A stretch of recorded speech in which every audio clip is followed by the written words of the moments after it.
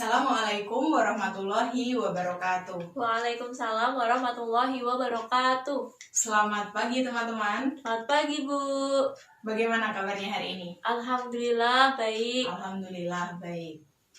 Oke, sebelum memulai pembelajaran kali ini, marilah kita berdoa bersama-sama sesuai agama dan kepercayaan masing-masing. Berdoa dipersilahkan. Berdoa selesai. Oke, Ibu akan presensi terlebih dahulu. Desi Firda Rahmawati, Hadir Bu. Anindya Farisa Purba, Hadir. Sri Rahayu, Saya Bu. Tati Nur Hayati. Hadir. Oke, hadir semua ya kali ini. Iya Bu, hadir semua. Alhamdulillah hadir semua hari ini. Baik, kemarin kita telah mempelajari mengenai apa itu norma sosial. Tapi kali ini Ibu tidak akan membahas mengenai apa itu norma sosial karena Ibu anggap teman-teman semuanya sudah memahami terkait dengan norma sosial. Hari ini kita akan belajar mengenai materi di bab selanjutnya. Tapi sebelumnya Ibu ingin bertanya kepada teman-teman semuanya. Ketika pagi hari sebelum memasuki kelas, saat bel berbunyi, biasanya teman-teman melakukan hal apa? Ada yang tahu? Ya, saya. Baik, silahkan Mbak Desi. Nah, sebelum masuk kelas itu biasanya kita antre Bu. Kira-kira kenapa itu? Mbak Desi, kita harus antre terlebih dahulu sebelum memasuki kelas. Ya, kita antre itu supaya lebih tertib, lebih disiplin, dan lebih rapi. Nah, bagus sekali apa yang dikatakan oleh Mbak Desi. Bahwa sebelum memasuki kelas kita harus antre terlebih dahulu. Agar bisa menciptakan sebuah keteraturan dan ketertiban. Nah, itu termasuk ke dalam contoh dari materi yang akan kita pelajari pada kali ini. Nah, kira-kira adakah teman-teman yang mengetahui apa itu materinya? Ayo, siapa? Belum Bu. Belum ya? Belum. Oke. Pada kesempatan ini Ibu akan menjelaskan mengenai apa itu nilai sosial. Nah, teman-teman ada yang tahu tidak mengenai apa itu nilai sosial? Saya Bu. Ya, silakan Mbak Tati. Ya, jadi nilai sosial itu adalah perilaku yang diharapkan oleh masyarakat. Seperti tadi yang sudah disampaikan oleh Mbak Desi contohnya, Bu. Nah, bagus sekali Mbak Tati. Bahwa nilai sosial merupakan sebuah pemikiran abstrak yang digunakan oleh masyarakat untuk berperilaku baik atau sesuatu yang dianggap baik oleh masyarakat. Nah, kali ini kita belajar mengenai nilai sosial tentu memiliki tujuan. Nah, tujuan dari kita belajar nilai sosial, harapannya kita dapat mengimplementasikan nilai-nilai sosial yang ada di masyarakat sehingga kita bisa andil dalam menciptakan sebuah keteraturan atau harmoni sosial. Nah, di dalam nilai sosial sendiri tentu memiliki beberapa fungsi.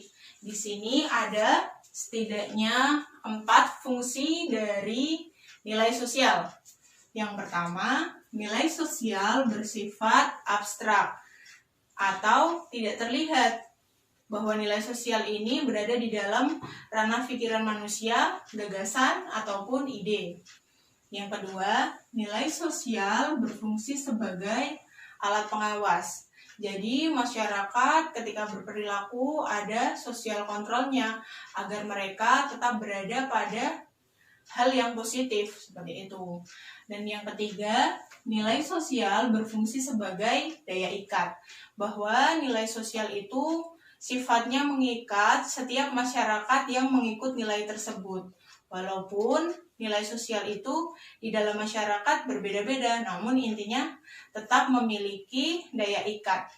Dan yang keempat, nilai sosial bersifat sebagai alat solidaritas, bahwa nilai sosial itu saling mengakrabkan masyarakat antara yang satu dengan yang lain. Lalu beberapa ahli juga menjelaskan mengenai jenis dari nilai sosial itu sendiri. Namun di sini Ibu akan menjelaskan jenis nilai sosial menurut Prof. Notonegoro. Nah, beliau menjelaskan bahwa nilai sosial itu terdiri atas 3 macam. Yang pertama, nilai material. Yang kedua, nilai vital. Dan yang ketiga, nilai kerohanian. Kita akan kupas satu persatu mengenai nilai-nilai tersebut. Yang pertama, nilai material. Nah, nilai material ini merupakan alat yang digunakan untuk memenuhi kebutuhan fisik manusia yang sifatnya wajib. Contoh dari nilai material ini merupakan sandang, pangan, papan, dan bahan komplementer. Nah, kira-kira dari teman-teman apakah ada yang mengetahui kenapa keempat contoh tersebut bisa disebut dengan nilai sosial? Silahkan. Saya Bu izin menjawab. Baik. Jadi kalau kita tidak ada sandang, pangan, papan, dan barang komplementer, pasti manusia tidak bisa bertahan hidup, Bu. Nah, bagus sekali. Apa yang dikatakan oleh Mbak Anin benar sekali, bahwa ketika manusia tidak memiliki sandang, pangan, papan, dan bahan komplementer, tentu mereka tidak dapat bertahan hidup. Selanjutnya ada nilai vital. Nilai vital merupakan alat penunjang aktivitas manusia. Seperti itu. Nilai vital ini bertujuan untuk memudahkan manusia melakukan pekerjaannya. Nah, contoh dari nilai vital sendiri, misalnya nih, Ibu, seorang guru, tentu memerlukan sarana-prasarana untuk menunjang pembelajaran. Misalnya, Ibu membutuhkan spidol. Nah, ini memudahkan Ibu untuk melakukan pembelajaran, seperti itu. Kemudian Ibu juga membutuhkan papan tulis. Nah, itu juga sebuah alat penunjang ketika Ibu melakukan sebuah pembelajaran. Nah, kira-kira teman-teman ada yang bisa memberikan contoh mengenai nilai vital? Saya, Bu. Nah, baik, silahkan Mbak Sri.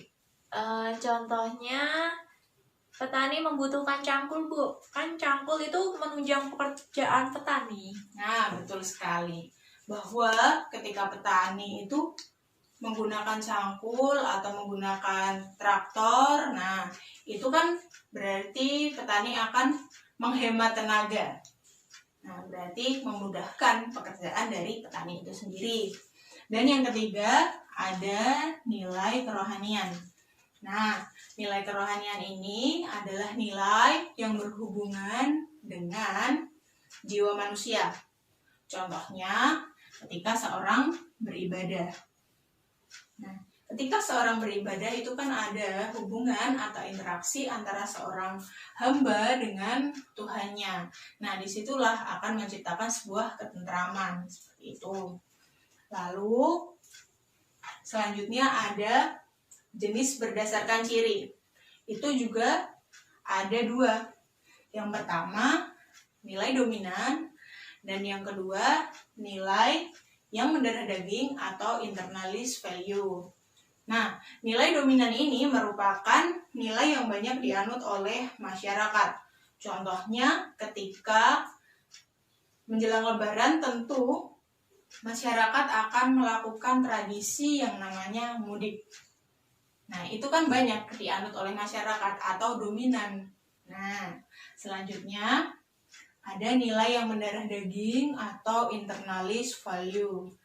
Nah, nilai yang mendarah daging ini merupakan nilai yang menjadi kebiasaan dan kepribadian manusia.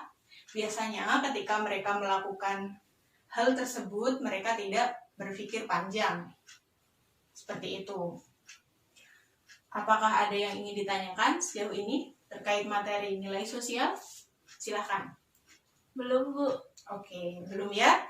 Selanjutnya, Ibu memiliki permainan. Ibu akan ambilkan terlebih dahulu.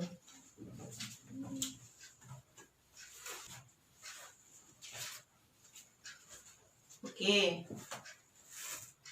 Di sini ada tangga pintar, anak tangganya ada 6. dari anak tangga nomor 1, 2, 3, 4, 5, sampai 6. Untuk cara mainnya, nanti teman-teman bisa menggunakan dadu. Dadu ini ada 1 sampai 6 titik. Ketika teman-teman nanti menggulirkan dadu dan mendapatkan yang bertitik 6 ya. Nah, 6 seperti ini, maka nanti memiliki kesempatan untuk bermain 2 kali. Kalau mendapatkan dadu yang titiknya tidak atau selain dari 6, maka bermain sebanyak titik yang didapat di dadunya. Nah, untuk cara mainnya misalnya, nanti teman-teman dapat 2 titik setelah menggulirkan dadu. Nah, pinnya ini dimainkan sebanyak mata dadunya. Misalnya, tadi kan dapat 2, jadi harus 1, 2, langsung dipin kan. Oke, di balik nomor tangga ini, anak tangga, ada kartunya, kartu pelangi. Jadi ada kartu nomor tangganya, mulai dari angka 1 sampai angka 6. Nah, untuk teknis permainannya, Ibu akan menghitung 1 sampai 3. Sampai 3, setelah itu teman-teman nanti yang paling cepat bisa mencoba permainan ini untuk maju di depan. Oke, kita mulai ya. Iya, Bu. Baik, Ibu hitung. 1, 2, 3. Saya, Bu. Ya, Desi, silahkan maju. Oke, silahkan digulirkan dulu. Iya, Bu. Oke, dapat berapa? Nomor 4, Bu. Oke, nomor 4 ya. Mbak Desi mendapat nomor 4, maka dia mendapatkan kartu berwarna pink. Silahkan dibaca. Di sini pertanyaannya, berikan contoh dari nilai yang mendarah daging atau internalis value. Oke, Jawab, Bu. ya silahkan. Ya, jadi contoh dari internalis value yaitu seorang ayah yang tidak mampu untuk mencari nafkah untuk keluarganya. Jadi bapak itu merasa dia bersalah, malu, dan lain sebagainya. Nah, benar sekali apa yang dikatakan oleh Mbak Desi. Jadi, contoh dari internalis value atau nilai yang mendarah daging seperti apa yang dicontohkan dari Mbak Desi tadi. Umumnya, seseorang yang tidak melakukan perilaku sesuai dengan nilai yang termasuk dalam nilai mendarah daging, maka mereka akan merasa malu dan bersalah. Seperti itu. Baik, silahkan Mbak Desi untuk kembali ke tempat. Terima kasih ya. Jadi Mbak Desi akan mendapatkan nilai plus dari saya karena sudah aktif dalam mengikuti pembelajaran kali ini termasuk kuis. Ya, terima kasih, Bu. Baik, sama-sama. Nah, untuk teman-teman semuanya, terima kasih sudah melakukan partisipasinya hari ini. Untuk hari ini saya rasa sudah cukup pembelajaran mengenai nilai sosial. Ibu akan memberikan kesimpulan terkait pembelajaran kali ini.